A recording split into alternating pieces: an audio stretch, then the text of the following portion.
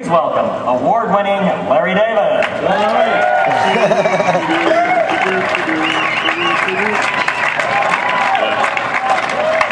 These should be pretty funny. Alright. This could be together computer. Yeah. I bet he throws some funny. Hello, everybody.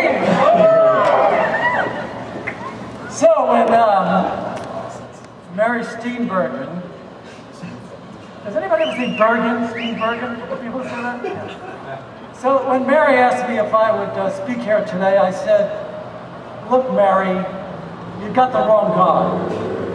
I'm incapable of saying nice things about anyone. Seriously, I can't do it. My throat closes up. The words, they won't come out of my mouth.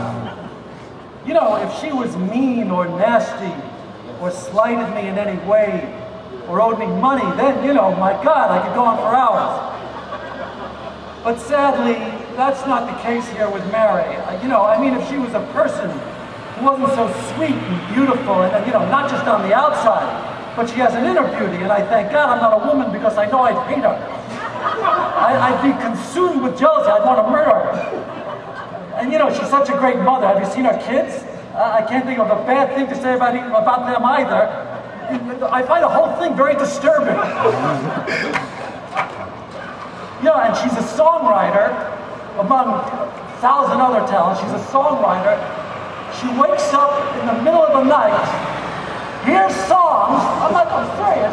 She wakes up in the middle of the night, hears songs, and writes them down. I wake up hearing voices saying, "You stink, you stink." You know, and then of course there's the acting. We've talked about that, the 60 movies, the Oscars, you know, from Melbourne and Howard, Ragtime, a whole bunch of stuff.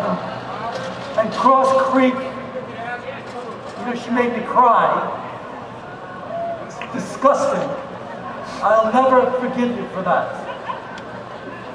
And I haven't even mentioned what a great friend she is.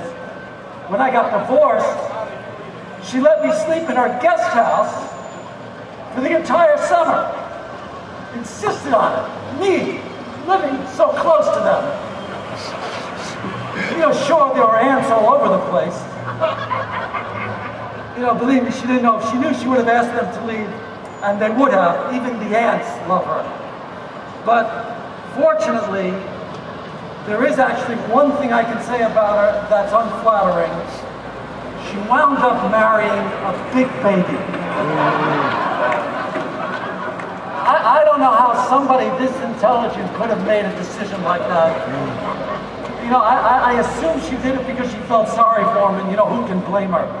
He's a pathetic individual. She could have done much better. I begged her to leave him from me and then marry me, and I think it's going to happen. It's just going to take a little time.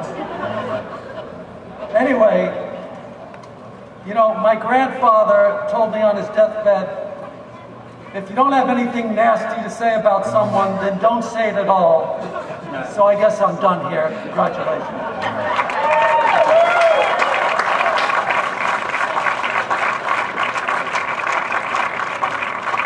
Thank you, Larry. And Ted, you should have asked to go after him, not before. Mary, we have a resolution here from the City of Los Angeles. As I mentioned, we administer the Walk of Fame on behalf of the city, signed by the mayor, the city council, President Eric Garcetti, Tom Lamont.